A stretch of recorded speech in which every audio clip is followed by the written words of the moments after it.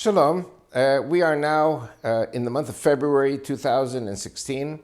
The purpose of this YouTube is to give an update on the Gush HaTanachi Bible Bloc Party, which is going to be registered imminently this month. I'm coming back to the States for March and April, parts of March, parts of April, hopefully also for fundraising for the Bible Bloc Party. The reason for this update is I know many of you have known about the plans, my plans, God's plans, hopefully, to create the Judeo-Christian Bible Bloc Party. And many of you have been wondering, why is it taking so long? And so what I want to do is I want to share why it's been taking so long. But the happy end of the story is that it will be registered, God willing, very soon. When I first started talking about this party, I was thinking about the fact that there are many citizens of Israel who are not represented in the Knesset. The Knesset is our Congress. The Knesset is our parliament. And what we have in Israel is not like the Democrats versus the Republicans in the United States. What we have is we have a multi-party system. We have about 33 parties that I know of, maybe some more have registered since then. And you have to pass a threshold of 140,000 votes to get the first 3 members of Knesset into the Knesset. The Christian Arabs, those who speak Arabic and are Christian by faith, half of them are Catholic, half of them are Greek Orthodox. And they really, I don't want to say they don't like each other, but there is an embedded animosity going back to the year 1053, the split between the Eastern Orthodox and Catholic churches in Constantinople and in Rome.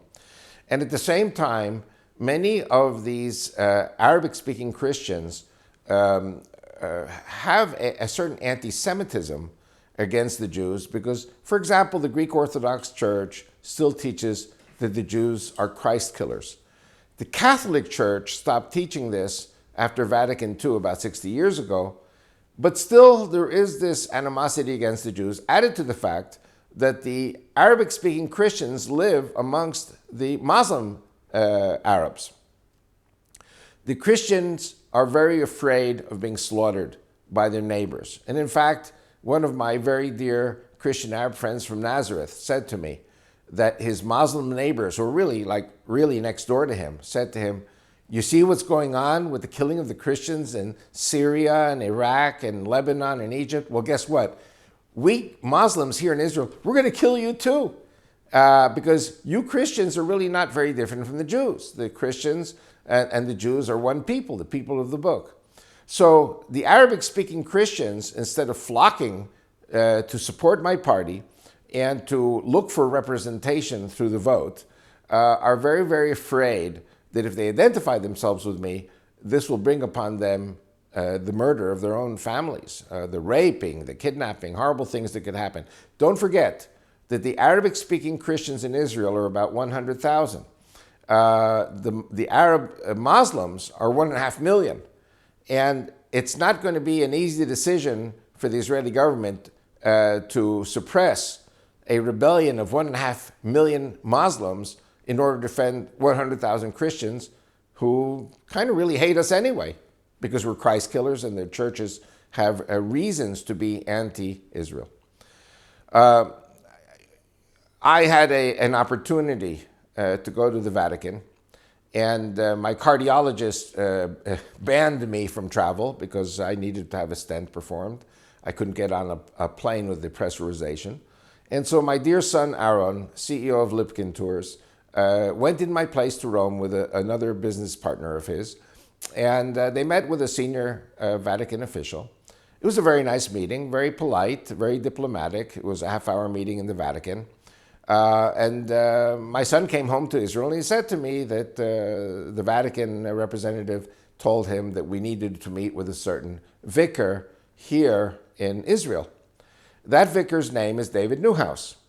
And to tell you the truth, I was very busy at the time, but one day I received an email from the Van Leer Institute that Vicar David Newhouse was going to be speaking, giving a lecture together with a Jewish academic lady. So I went to the lecture, At the end of the lecture, which is a lecture about the life of the Catholic Church here in Israel, about the Hebrew-speaking church as well as the Arabic-speaking church. Of course, the Arabic-speaking church is much bigger than the Hebrew-speaking church, and that they were facing certain problems. And anyway, it was an interesting lecture about life amongst the Catholic Arabic-speaking people. And at the end, during the questions and answers, I got up and I said, I'm forming a Judeo-Christian party which will represent the all Christians in Israel and will defend them.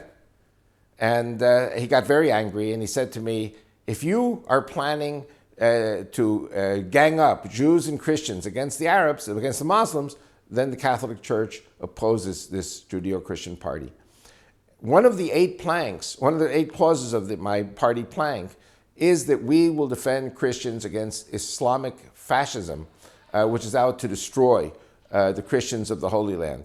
And again, you know, we shouldn't be naive. If they're killing Christians and raping Christians and destroying churches in Egypt, Syria, Lebanon, and Iraq, they're going to do it here too. And there have been already many, many cases of Christian girls being abducted, raped, and forced to marry Muslim men.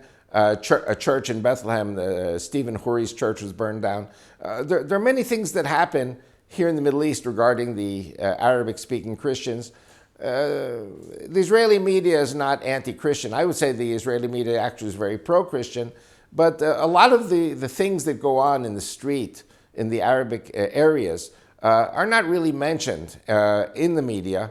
There is a very famous Greek Orthodox priest by the name of Gabriel Nadaf, who's been doing a wonderful job in building bridges between the Israelis and the Israeli Jews and the Israeli Christians. And he has helped very much to increase the number of Christian volunteers from the Arab community who are now joining the Israeli army. So this is something to be very, very praised. But the point still remains that the Arabic-speaking Christians are very afraid, or some of them are unwilling, some of them are communists. They don't even believe in God. And so these people are not really interested in having very much to do with the Jewish political establishment. And what I'm forming is a Jewish party. It's a Jewish party, but we will be in a 50-50 partnership with the Arab Christians, Russian Christians, Armenian Christians. There are many, many Christians in the land of Israel. We have American Christians who live here. They have Israeli citizenship. And the party basically will be based on 50-50 representation. Number 1 on our list, which is, of course, myself, is Jewish. Number 2 will be a Christian believer. Number 3 will be a Jew. Number 4 will be a Christian believer. The odd numbers will be Jewish. The even numbers will be Christian. And this has been my plan over the last 10 years. One of the things that people have been very concerned in the United States and in Europe, why is it taking so long? For the last 6-7 years, I have met with different Arabic-speaking Christians. Some were from South Lebanon, some were Catholic, some were Greek Orthodox. I've been trying to reach out to different people, spending time traveling to the north to meet these people, reaching out to them, explaining to them the idea of Christians having representation in the Knesset. You have to remember that the Muslims, whose religion, or I call it psychosis, calls for the destruction of Israel, they're represented in the Knesset. But the Christians, who believe in the same God as the Jews, believe in the same Bible, the Messiah is a Jew, especially the Russian Christians are married to the Jews, the Russian Christians who came from Russia to live here. These people are not represented in the Knesset. The Muslims are. The Muslims whose system calls for the annihilation of the Jews and the state of Israel, they're in the Knesset. But the Arabic Christians and Russian Christians and others are not represented in the Knesset. So I, out of 10 years, lost 7 years, trying to get the Arabic-speaking Christians on board. And finally, I won't say I gave up. You need 100 signatures to register a party. I now have 102. This week, I'm going to have probably up to 110. But you have to have at least 100 signatures which are valid and recognized by the Interior Ministry as valid, that their paperwork, that they're alive, that they're living in the land of Israel, their paperwork is up to date. So we have the signatures. We almost have the money we need. One of the problems that has been holding us up is money. And there are many, many rich people in the U.S. and other places who promised us money. And they said, on the condition that I show them the 100 signatures. Now, in November, December, I traveled to the States, and I took the 100 signatures with me, 102 signatures. And the people who were so rich and had so much money, all of a sudden were too busy. I said, I have the list. I want to show you the list. No, now all of a sudden they were too busy. So the pledges of support evaporated. So I have come up now together with House of David, Pastor Kurt Landry, and Paul Marcelino. We're coming out now with, and this is the purpose of this YouTube, we are coming out now with an internet fundraising system called crowdfunding. It will be launched in the coming days, and it will allow any person anywhere in the world who has a computer to make contributions to this party.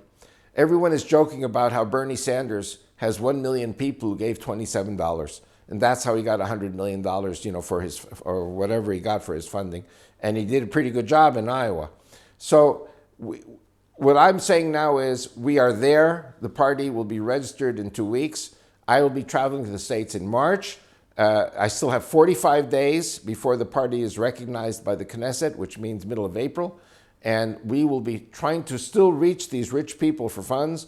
But God says, do not put your trust in princes, then we will put our trust in the widow's mite of little princesses and little princes who will help us to get the party have a campaign funding so that we can start campaigning.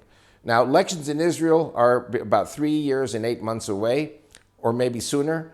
But the important thing is, and this is an historic thing, after 2,000 years of horrible relations between Jews and Christians, after 2,000 years, we will now have a political party of Jews and Christians working together to defend the state of Israel and to give representation to all Jewish and Christian citizens of Israel who are not represented today.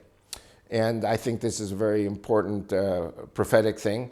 I believe, like I said before, that 10 million Jews and Christians will soon be coming home from the West as a result of ISIS persecution and and Holocaust. So eventually, and this is my prophecy, this is my promise, that the Bible Bloc Party will become the biggest party in the Knesset when 10 million Jews and Christians come home. So pray for us, support us, and God bless all of you. Shalom.